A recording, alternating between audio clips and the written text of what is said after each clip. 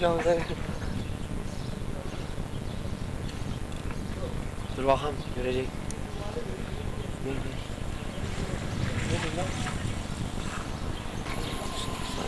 Müdürüm hoş geldiniz. Eyvallah.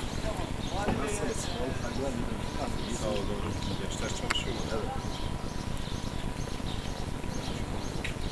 Sayın Müdürüm hoş geldiniz. Hoş geldiniz müdürüm. Nasıl geldiniz? İyi, sağ olun. Nasıl değilsiniz? Hürmet ediyorum, saygılar sunuyorum. Sayın Valim birazdan gelecek.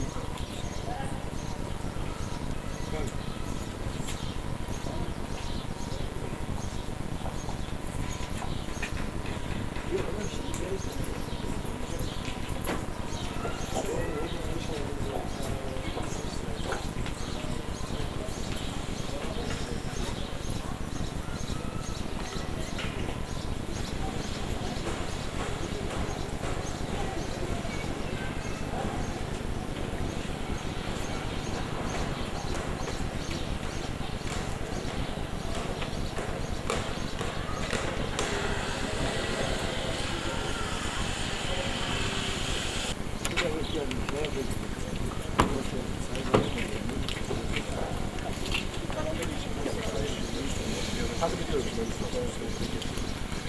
Hoş geldiniz.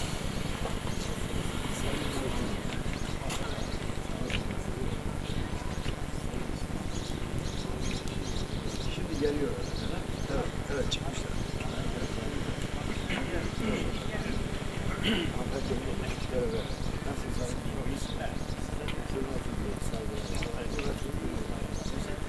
Ay çok şükür. Sayın Müdürüm, 81 vilayette 35 kişiyi davet ettik. Devlet ve hükümet. Malatya'dan beri çok. Evet, 2 gün gizli konuşma yaptık.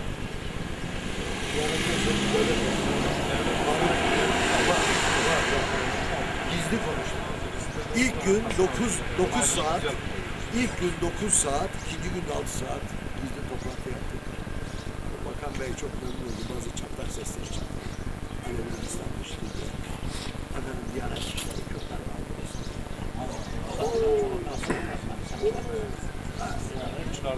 Ben neler söyledim. Bakan Bey memnun oldu, notlar aldı. Öğle ve akşam yemeklerinde beraber alev açılıyor. Açılım evet. 9 gün Allah verir. Fakat bana göre hükümet samimi. Samimi bir şeyler yapmak istiyor. Samimi adam. Fakat müdür bey bölücü çok. Böyle bir adam.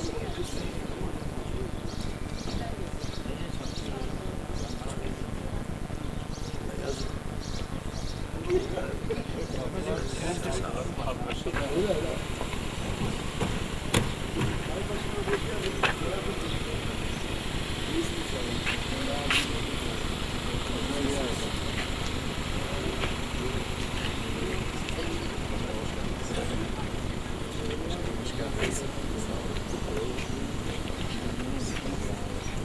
Sayın Başkanım siz yukarı buyurun. Sayın Valimiz gelecek, onu tüketiyoruz. İsmail Bey, Başkanım bizi yukarıya şey yaptı. Yalnız yok. Tamam.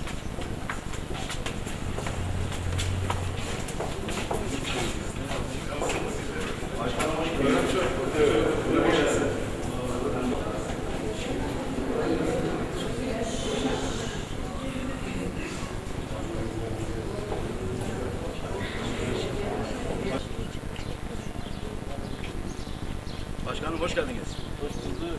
Nasılsınız? İyi misiniz? Buyurun başkanım siz yukarı alın. Tamam ben geçiyorum. Sayın Başkanım sizi yukarı alsınlar. Tamam. Tamam.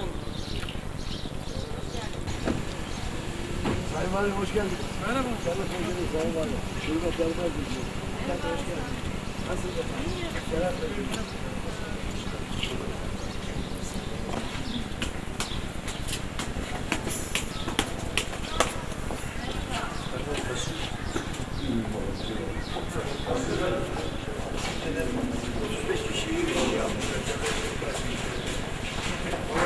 Yalnız bence 9 saat bir, 6 saat bir, 2 gün Bakan Faruk Çelik geldi, o organize etti. Türkiye Projesi'nde çok güzel oldu. Çok memnun oldum. Başkanımızın da zaten bize selam ve saygıları da var.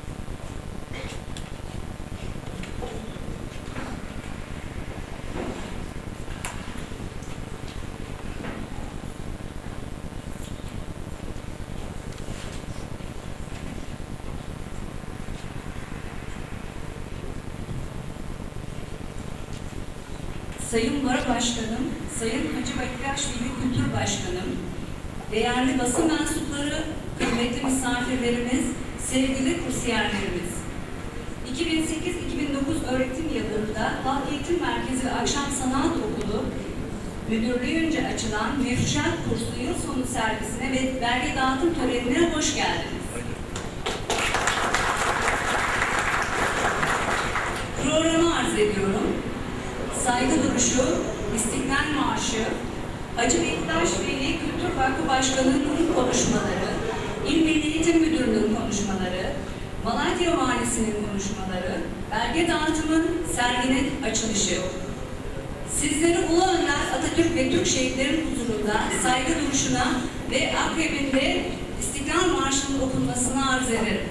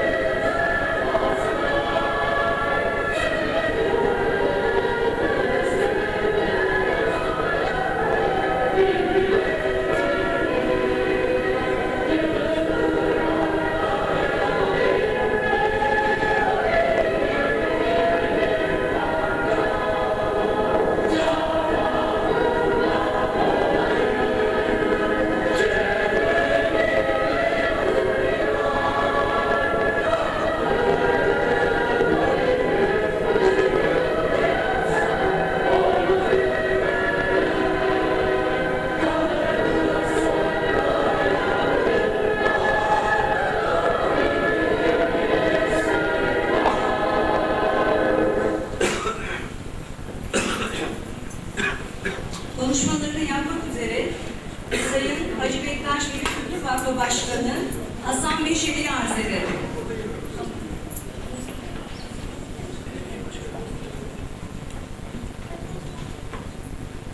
Sayın Valim, Sayın Muhterem Hanımefendileri, Sayın Malatya Belediye Başkanım, Sayın Baro Başkanım, Sayın İl Emniyet Müdürüm, Sayın İl Milli Eğitim Müdürüm, Sayın Halk Eğitim Merkezi Müdürüm, saygıdeğer hanımefendiler, saygıdeğer beyefendiler, basın ve medyamızın değerli mensupları, konuşmalarıma başlamadan önce hepinizi en derin saygı, muhabbetlerimle, sevgilerimle selamlıyorum efendim.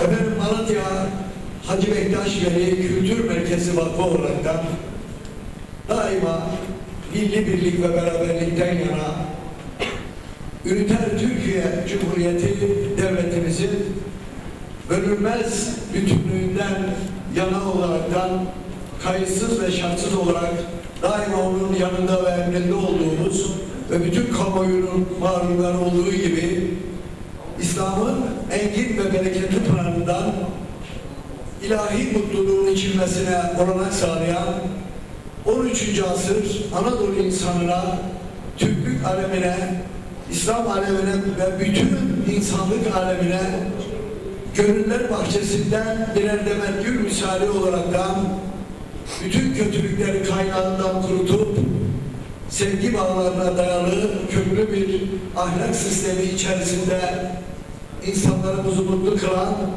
duygu ve düşünce dünyamızı güzelleştirerekten Türk düşünce tarihimize damgasını vuran İslamiyet denen güneşi, Türklük denen kahramanlık ve mertlik beşaresini gösteren ve bütün insanlığı kucaklayan bu yüce Allah dostu hiç şüphesizdir ki onun bu muazzez ve mukaddes hatırasına binaen yapmış olduğumuz bu saray gibi binamızda işte bu isim Hünkâr Hacı Bektaş Veli'dir değerli konuklar. Biz Malatya'mızda daima Alevi, Sünni, Türk, Kürt kardeşliği, milli birlik ve beraberlikten yanayız. Biz yapmış olduğumuz buradaki etkinliklerimizde Malatya'mıza hizmet vermenin onur ve gururunu yaşamaktayız. İnsanlarımızı birbirine düşürmek değil, insanlarımızı birbiriyle seviştirmek, kaynaştırmak, toplumsal birlikteliğimizi sağlamak, hele hele Türkiye'mizi karıştırmak isteyen insanlar gibi değil, o insanları sevgi ve birlik ve beraberlik ekseninde bir araya getirmek için bu bakımdan birçok her zaman olduğu gibi gerçekten de bu konuda mesajlar vermekte ve toplumsal hayatımıza kazandırmanın dinamiklerini yaşamakta ve Malatya'mızda milli birlik ve beraberliğe çok şükür büyük katkılar sağlamaktayız. Değerli konuklar, bakınız işte devlet ve hükümet büyüklerimiz bakın 3-4 gün önce Türkiye'de büyük bir toplantı yaptılar. 35 kişiyi çağırmışlar. Bu hükümetin tasarrufu değil, devlet ve hükümet büyüklerimizin gizli bir toplantısı. Malatya'dan bakın yalnız beni çağırdılar.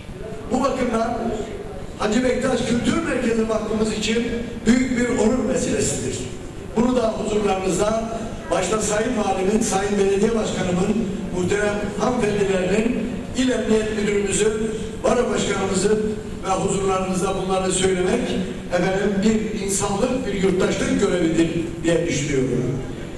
Biz bu saray gibi bu binamıza efendim dinsel ve kültürel açıdan birçok faaliyetlerimizin yanında işte sosyal ve içtimai dengesizlikler ortadan kaldırmak ve özellikle bayanlarımıza bir sanat, bir meslek öğretmek için biz 2006 yılından beri Milli Eğitim Müdürlüğümüzün, Halk Eğitim Merkezi Müdürlüğümüzün çok değerli müdür ve öğretmenlerimizin yardımıyla burada 2006 yılından beri makine nakış kursu, mefruşat kursu ve resim kursları 2006 yılından beri bu zamana kadar devam etmekte. Hanımlarımıza bir sanat öğrenmek, özellikle Milli Eğitim Bakanlığımızın yaygın eğitim amaçlı mezkür genel emirleri doğrultusunda yine Milli Eğitim Müdürlüğümüzün ve Halk Eğitim Merkezi Müdürlüğümüzün öğretmenlerinin nezaretinde burada günde 8 saat burada 2006 yıldan beri kurs görmektedir. Biz bundan büyük bir mutluluk duyuyoruz ve büyük bir sevinç duyuyoruz. Neden? Hacı Bektaş Kültür Merkezi Vakfı yalnız dinsel ve kültürel açıdan değil, diğer sosyal ve içtimai açıdan da toplumsal hayatımıza büyük bir dinamizm kazandırmak ve bayanlarımızı bir sanat öğretmek ve yapmış olduğumuz bu etkinlikler kesinlikle hiçbir ücret tabi tutulmadan bedava olarak burada bayanlarımıza, 50 bayanımıza burada kurs vermekteyiz. Ve ben buradan başta Sayın Valimize buradan huzurlarınızda değerli konuklar gerçekten burada söylemenin büyük bir onur ve büyük bir yurttaşlık görevi olduğu kanısındayım. Malatya'mızda çok çok değerli, çalışkan, devletine, milletine bağlı ve insanları bir araya getirmenin mutluluğunu yaşayan, çok çalışkan, çok değerli bir Sayın Valimiz var. Ben huzurlarınızda Sayın Valimiz Halil İbrahim Taşöz Beyefendi'ye, büyüğümüze huzurlarınızda Malatya'mızda 3 yıldan fazla bir zamandır bu güzel hizmetlerinden dolayı vakfım adına ve yönetim kurulu adına ve Malatya'da bizleri destekleyen bütün dostlarımız adına Sayın Valimize şükranlarımı sunuyoruz dostlar.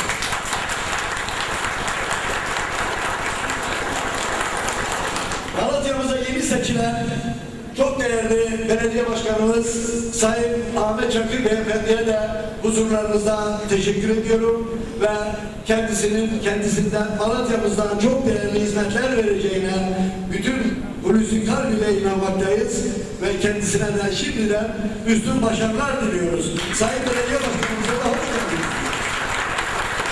Sayın konuklar, Malatya'mız gerçekten çok tarihi bir kent.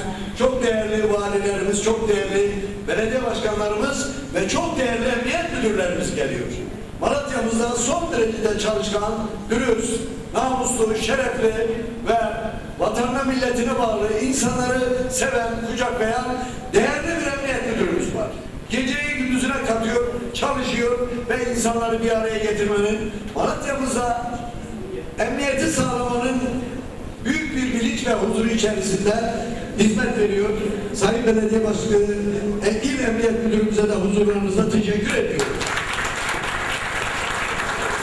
Çok değerli Sayın Baro Başkanımıza da teşekkür ediyorum. Malatya'mızın gerçek bir sevdalısı, gerçek bir beyefendi, değerli bir hukukçumuz, çok değerli hizmetler veriyor ve Malatya'mızın bu saygın Baro Başkanımız Selahattin Sarıoğlu Bey'e de huzurlarınızda şükranlarımı sunuyorum. Çok değerli çalışan İl Milli Eğitim Müdürümüz Mehmet Bulut Beyefendi'ye de Malatya'mızın bu yapısını değiştirmede başta Sayın Valimizle birlikte çok güzel hizmetler verilmesinde 91.000 dev öğrenci okullarının yapılmasında hizmet veren Malatya'da Milli Eğitim camiasına, gençlerimize ilim ve bilimin ışığı altında çok hizmetler veren Sayın İl Milli Eğitim Müdürümüze de huzurlarınızda şükranlarımı sunuyoruz. Değerli konuklar, burası Hacı Bektaş Kültür Merkezi Vakfı Malatyalıların malıdır. Herkesin malıdır. Biraz önce arz ettiğim gibi burada yalnız dinsel ve inançsal açıdan hizmetler değil, kültür açısından, sosyal açıdan, içtimai dengesizlikler ortadan kaldırmak açısından güzel hizmetler veriyoruz. O bakımdan Malatya Hacı Bektaş Vakfımıza olan teveccühünüzü bütün dostlarımızı, bütün basınımızı ve başta devlet ve hükümet büyüklerimizin bu samimiyetlerini, bu sevgilerini bizlerden esirgememelerini, devam ettirmelerini istiyoruz. Çünkü Hacı Bektaş Kültür Merkezi Vakfı Malatya'da inanın insanları seven, milli birlik ve beraberliğe katkıda bulunan, ayrım yapmayan ve Malatya'da huzur ve sükunetin sağlanmasında, insanların bir araya getirilmesine katkıda bulunan bu mütevazi vakfımıza olan sevgi ve muhabbetinizi bizlerden esirgememenizi bir kere daha istirham ediyorum. Değerli konuklar, işte bayanlarımızın 8 aylık 3 yıldan beri, 2006 yılından beri vakfımız günde 8 saat bu bayanlarımıza bedava kurs veriyoruz ve işte emek ve alın terinin ürünlerini Milli Eğitim Bakanlığımızın mesul genel emirleri doğrultusunda çok güzel hizmetler verildi.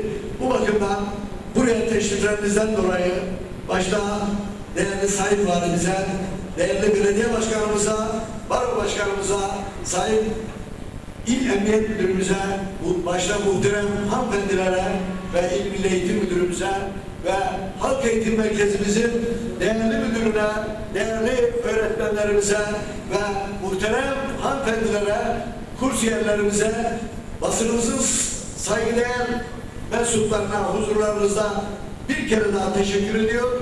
Hoş geldiniz diyor. Saygılarımı, hürmetlerimi sunuyorum. Teşekkür ederiz. Konuşmalarını yapmak üzere Sayın Milli Eğitim Müdürümüz Mehmet Bulut arz ederim.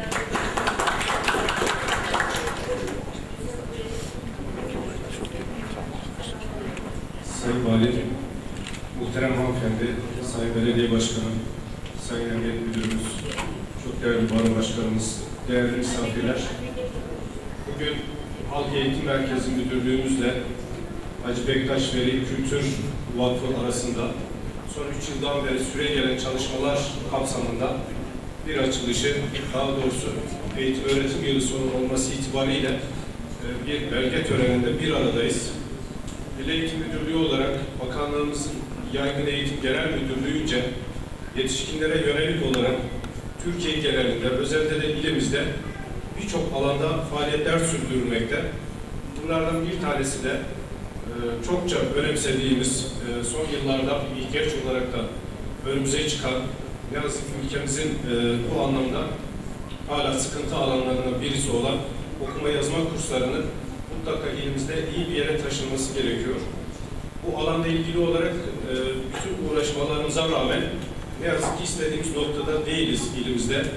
Ben özellikle Hacı Bektaş Veli Vakfı Değerli Başkanı'ndan mümkünse bu yaz mevsiminde Milli Eğitim Müdürlüğü olarak da yanında olacağımızı ben özellikle ifade etmek istiyorum. Yaz mümkün olmuyorsa Eylül ayından itibaren okullar açıldığında mahalleliye yönelik, çevreye yönelik mutlaka okuma yazma kursları açmamız gerekiyor. Bunları çok önemsiyoruz. Ülkemiz için çok önemli bir durum. Bunun yanı sıra mahalle sakinlerinin yine halk eğitim merkezimizde müşterek olarak çeşitli alanlara yönelik sanatsal ve sosyal, aynı zamanda kültürel çalışmalar yaptığını biliyoruz. Hacı Bektaş Veli Vakfı gerçekten bu alanda çok yetkin insanlarla çalışıyor. Çok önem veriyorlar. Bu aynı zamanda birlikte yaşadığımız toplumda bireylere verilen bir önemin de göstergesi. Özellikle hanımefendilerin ilgi gösterdiği bu çalışmalarda ben eminim ki onların el becerileri gelişti, hayata bakış açıları değişti. Çok güzel şeyler ürettiler. Evlerinde var olan, yıllarca kullanmadıkları birçok temrinlik malzemeyi burada kullanarak ürüne dönüştürdüler. Bu ürün ekonomik bir getirisi oldu bu anlamda. Ayrıca boş zaman ekonomisi diye bir kavram var. Hanımefendiler evde boş oturmak yerine buraya 8 ay boyunca devam ettiler. Çok şey yaptılar. Bunları evde çocuklarına, çevredeki insanlara da öğretme bakımından güzel şeyler olduğunu düşünüyoruz.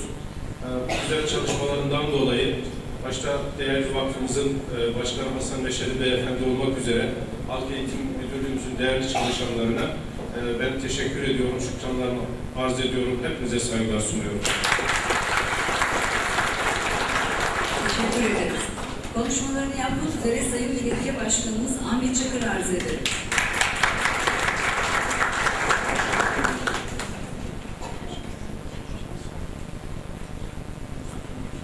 Sayın Valim, Sayın Hanımefendiler, Sayın Milli Eğitim Müdürüm, Sayın İl Müdürüm, Sayın Baro Başkanım, çok değerli Vakıf Başkanım, hanımefendiler, beyefendiler, hepiniz hoş geldiniz, hepinize saygılar sunuyorum.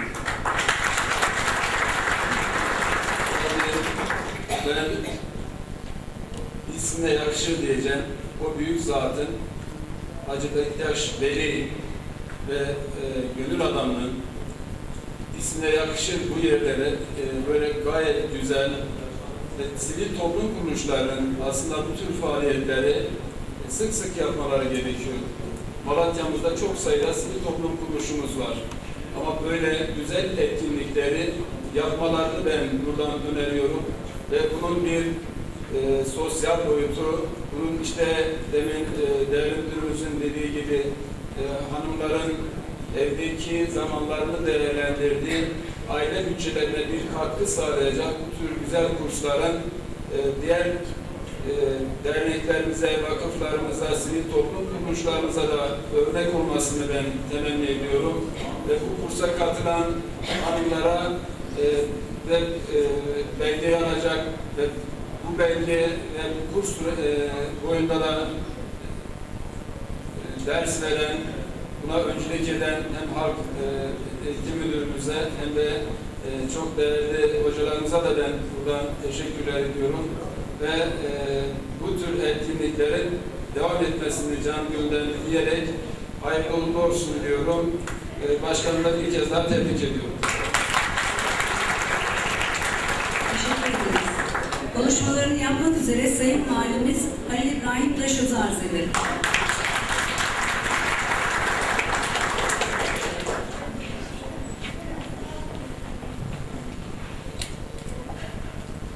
Sayın Belediye Başkanı, Sayın Baro Başkanı, değerli çalışma arkadaşlarım, Hacı Bektaş Veli Kültür Merkezi Vakfı'nın çok değerli başkanı Sayın Hasan Meşeli, saygıdeğer konuklar, saygıdeğer hanımefendiler, beyefendiler, değerli basın mensupları,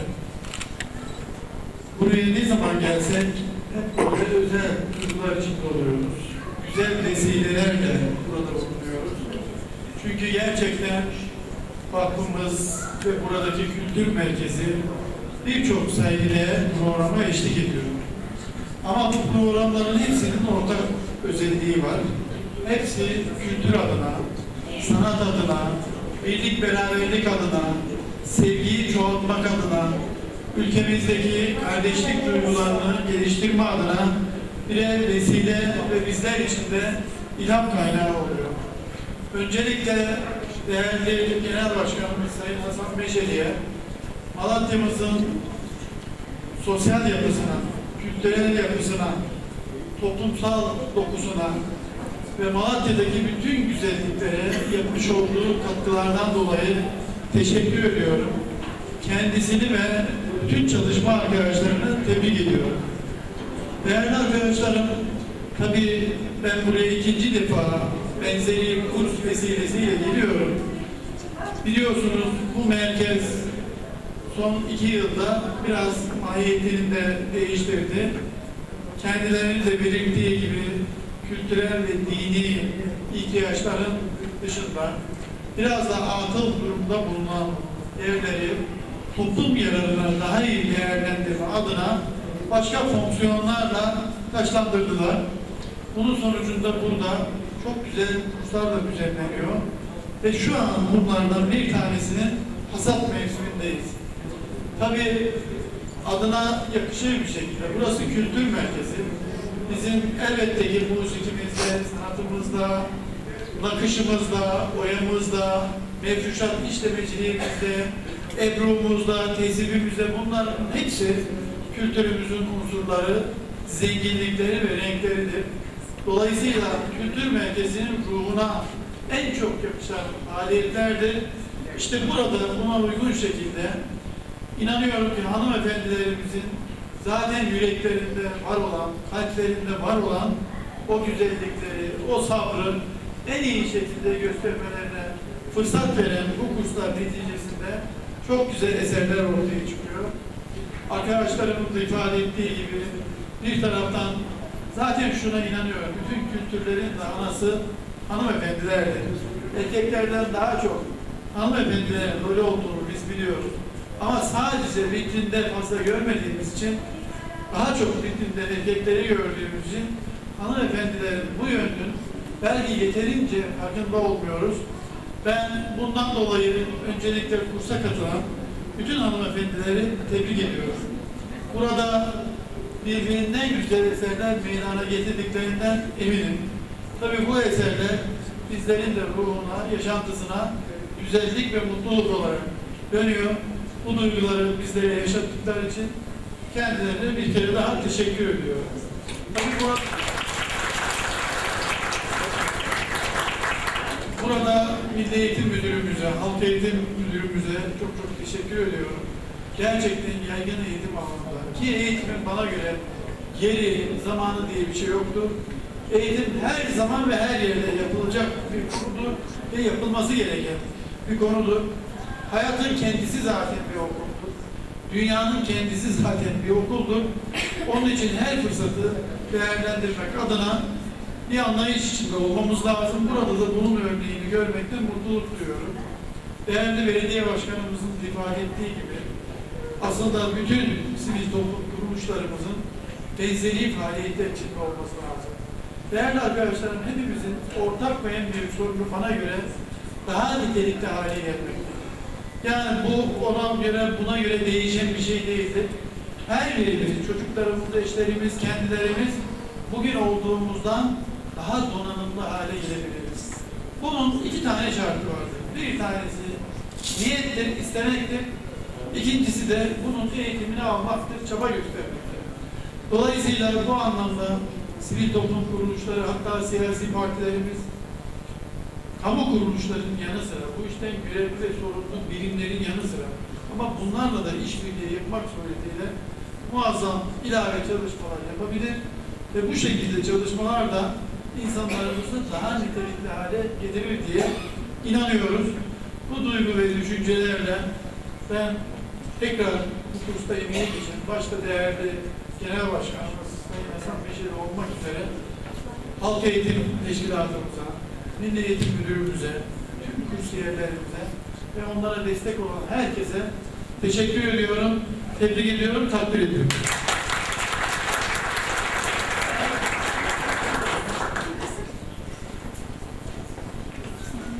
Nurten Doğan.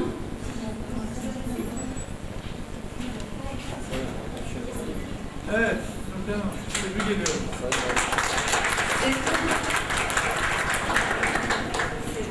İlk defa duyduğumuz bir isim. Ne anlama geliyor? Dönerek. Seriye mi?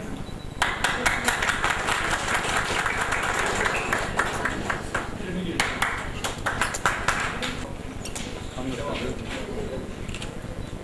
Hanımefendi.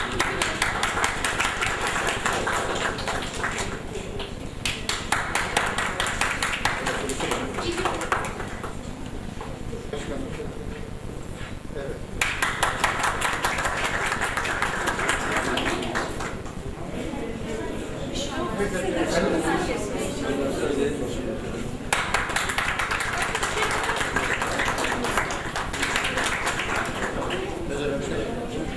Evet. Tamam.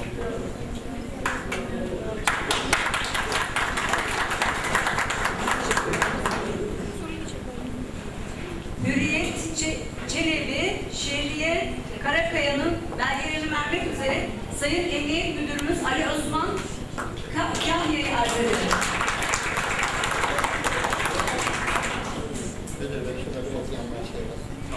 Evet.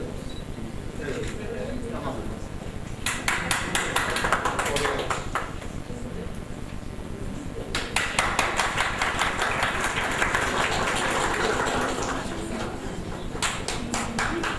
Meryem Yılmaz. Başkanım yandan mısın? Bakın. Çalışmasına devam ediyor. Yeni başarılar.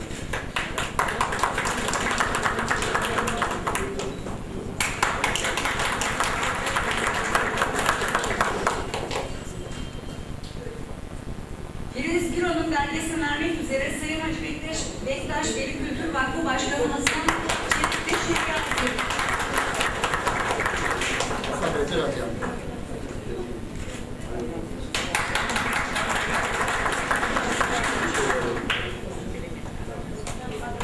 Sayın Valim, bu 8 aylık bayanlarımıza yönelik Mefrişat kursu sonucunda efendim Halk Eğitim Merkezi Müdürümüz Sayın Turan Özkan Beyefendiye ve kursiyer hocamız Sayın Mülkiye Ertem Hanımefendiye plaketlerini verilmesi için ben buradan Sayın Valimizin Sayın Turan Özkan Müdürümüze vermesi için Sayın Valimizi huzurlarınızda davet ediyorum.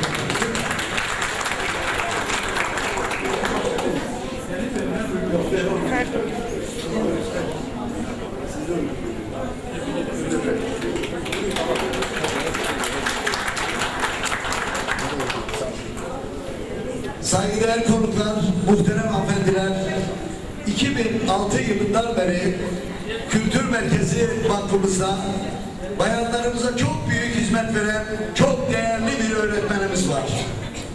Bu hanımefendi kişiliğiyle, edebiyle, terbiyesiyle, çalışkanlığıyla devletimizin kurucusu, eşsiz kahraman Gazi Mustafa Kemal Atatürk'ümüzün buyurduğu gibi öğretmenler yeni nesil sizin eseriniz olacaktır. Veciz sözlerinden esinlenerekten 3 yıldan beri vakfımıza çok değerli hizmetler veren kurs öğretmenimiz Sayın Türkiye Ertem hanımefendiye bu plaketini vermek üzere şehrimizin değerli belediye başkanımız Sayın Ahmet Çakır başkanımızı davet ediyorum. Lütfen.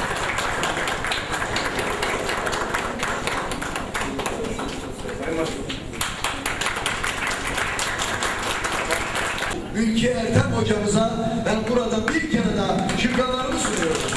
Sağ olsun, var olsun.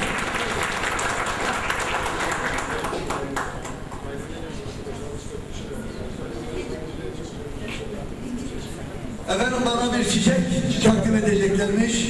Sayın bayanlar sağ olsunlar. İl Milli Eğitim Müdürümüzü huzurlarınıza davet ediyorum. Bayan kenara çıksın. Sağ olun. Çok teşekkür ederim. Sağ olun.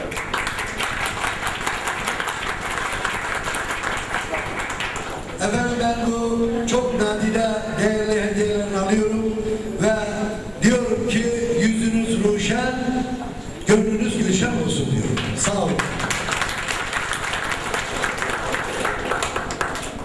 Sergimizin açılışını yapmak üzere Sayın Valimiz, Sayın Belediye Başkanı. Geniş alıyor.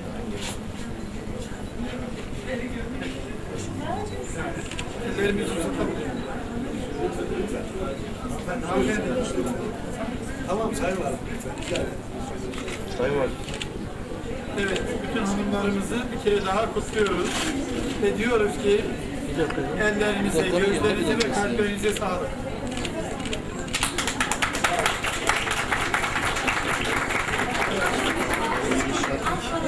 Bir dakika nasıl ya? Tam orta. Nereden başlıyoruz? Arkadaşlar nereden başlıyoruz? Siz şöyle geçer misiniz? Arkadaşlar bir sınıf. Çok güzel. O şekilde halkın ihtiyacı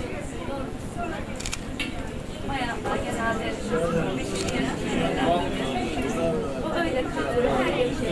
Nerede aldın? Şunlar sofrası. Evet, kalın mı?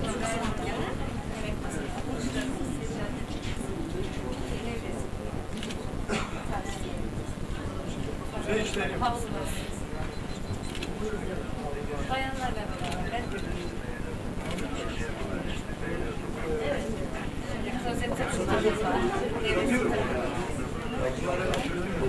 Çocuk fikirler 15 lira şey kısmı. Şöyle bir kedi yatak örtüleri. Evet, hepsi burada. Yani İşte almak isteyenlere satacaklar. Buradaki ürünleri satacaklar. Alıp götürecek. Kolay gelsin. İşler yapmışsınız. Bunları burada Biz de yaptınız. onu kullanabildik yani sen. Diğerleri çok yani %70'i yok. ancak bu kadar. Kaç ayda yaptınız? Kadar kısa. Harika.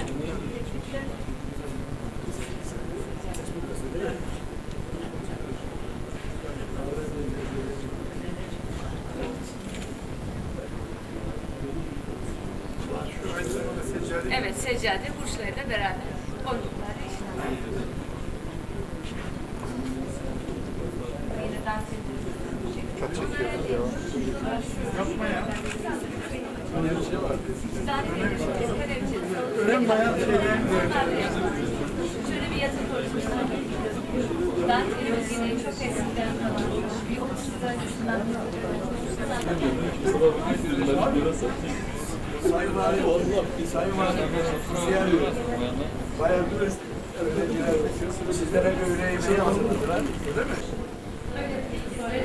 Vallahi şimdi bunların hepsi aynen oraya gibi el işi gibi geliyor. öğrencilerin erişiyordu. Neyse şeyden Lan bir dakika. Şu taraftan.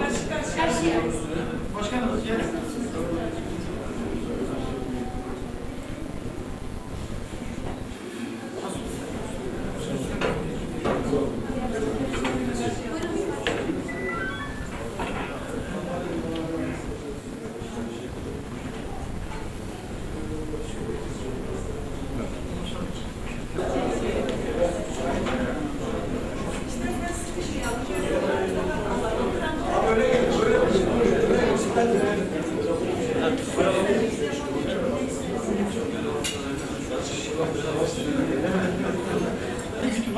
tanesi olsa bir tane de ayaklı kütüphanesi.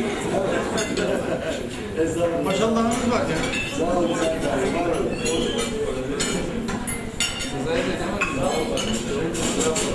Başkalar kardeşliğin başlarız. Seni de kurtarız yani.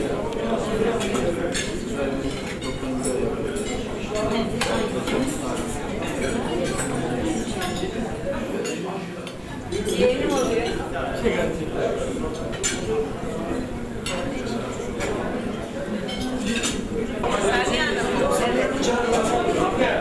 Bunları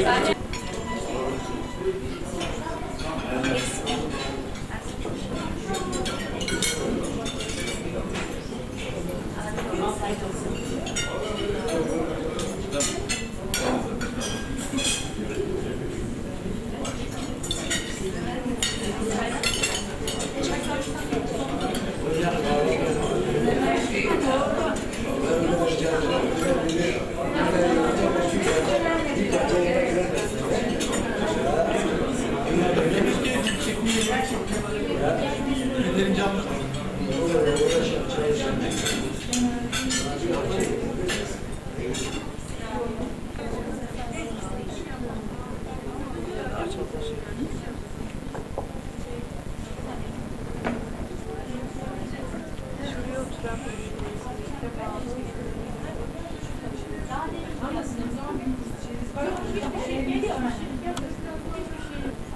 Ben size yaptırayım dedim. 500 lira. Yok bak güzel olur. Şimdi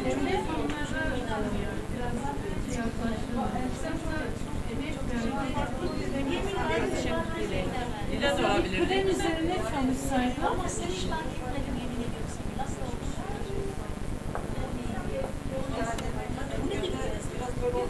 Ben sana geldiğinde başkanım.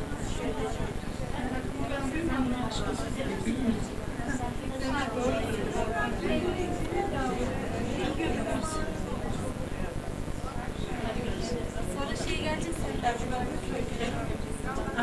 Mesela senin arkadaki şu bayan arasında beni fark ediyor.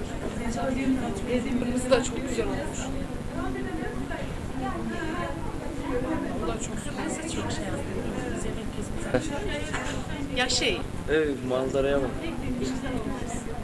Ama baksana, böyle görüntüleri tek tek alırız.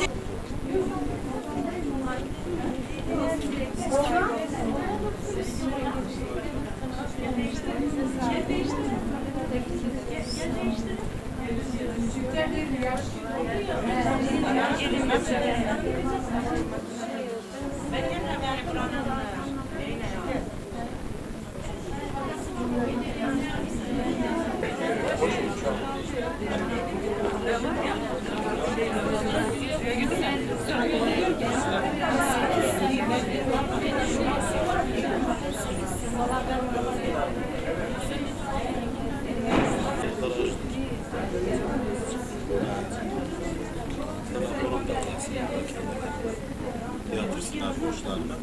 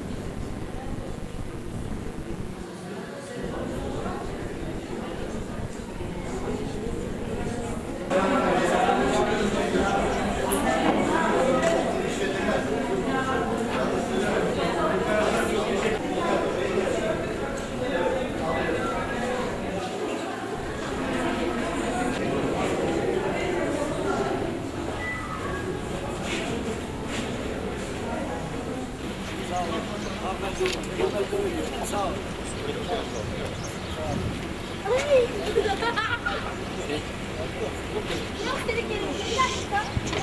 Çocuklar. Geri zekalı.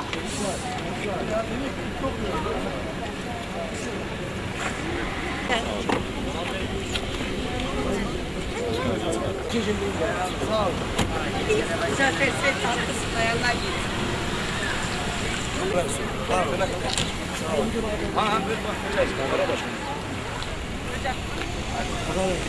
Çok sağ ol. Ayağınıza sağlık. Çok teşekkür ederim. Teşekkür ediyoruz. Hepinizin ellerine sağlık.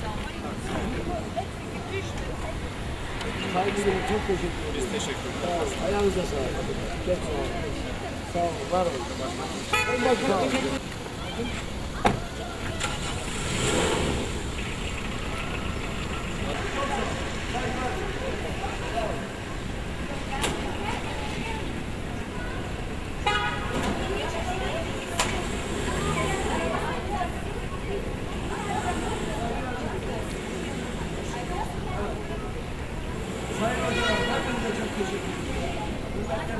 Sağ ol. Var olun.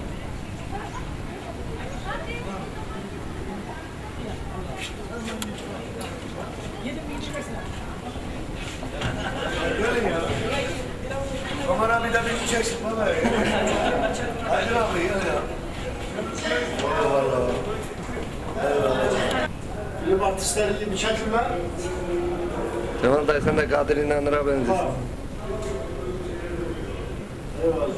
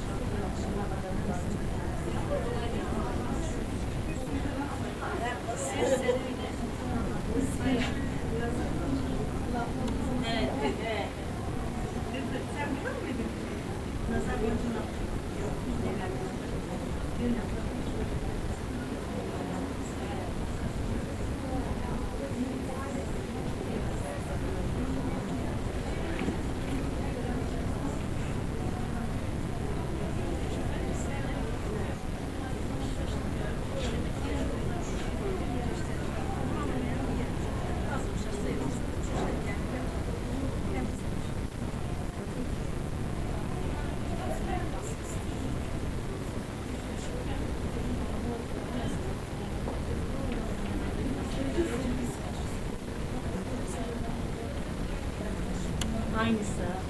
Hangisi?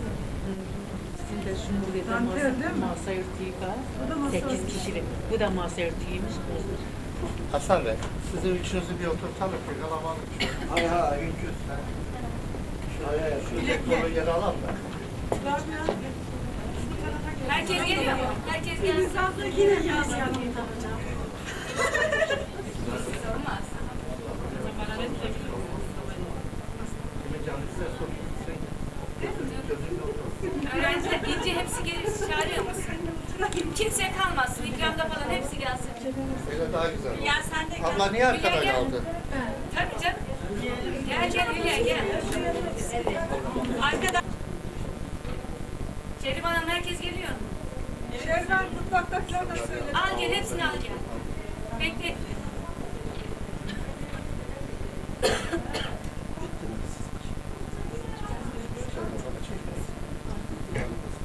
O da geliyor lan.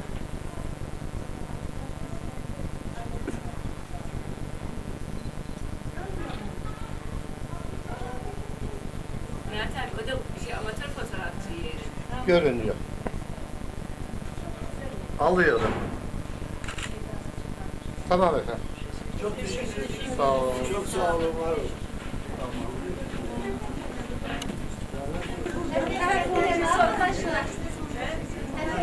Evet, Tamam. Tamam başkanım. Sağ olun. Tamam işte gel. Çayını da. Hocam. Efendim. Şöyle Damatlarınız size ayrılın. o Hocam siz de böyle gelin. resimcimizi bir çağırsın. Nihat abi. Nihat Bey. Nihat Bey. Alıyorum Hasan. Eyvallah. Sağ olun. Hadi. Çok teşekkür ederim. Tamam hocam. Yemeği getir de görüşürüz. Bayanlar. Hocam gelir misin? Efendim. Hocam geçin lütfen. Sonra. Şimdi.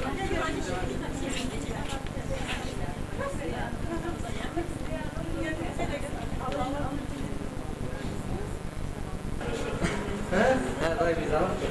Sevgilerim. Doğru. Hocam.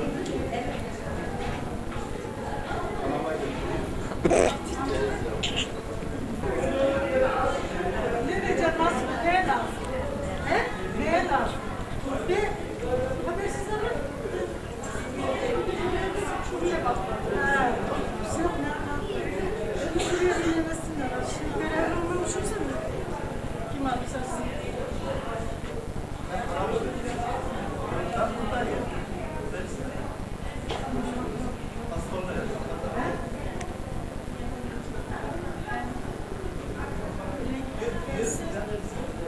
İnek nereye gidiyor?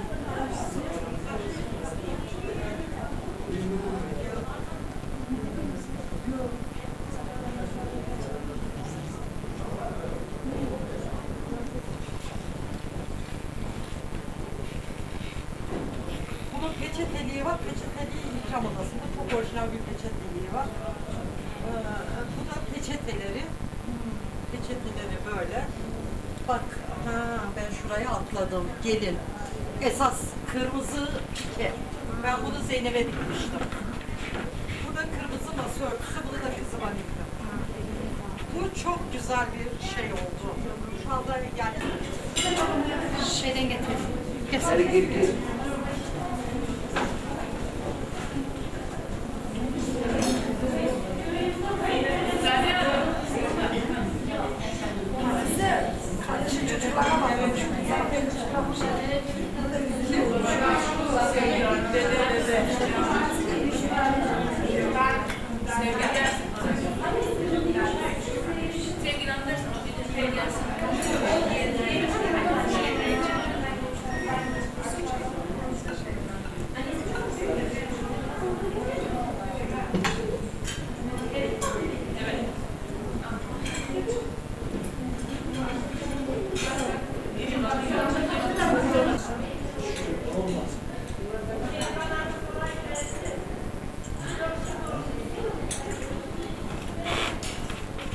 Turna yeter.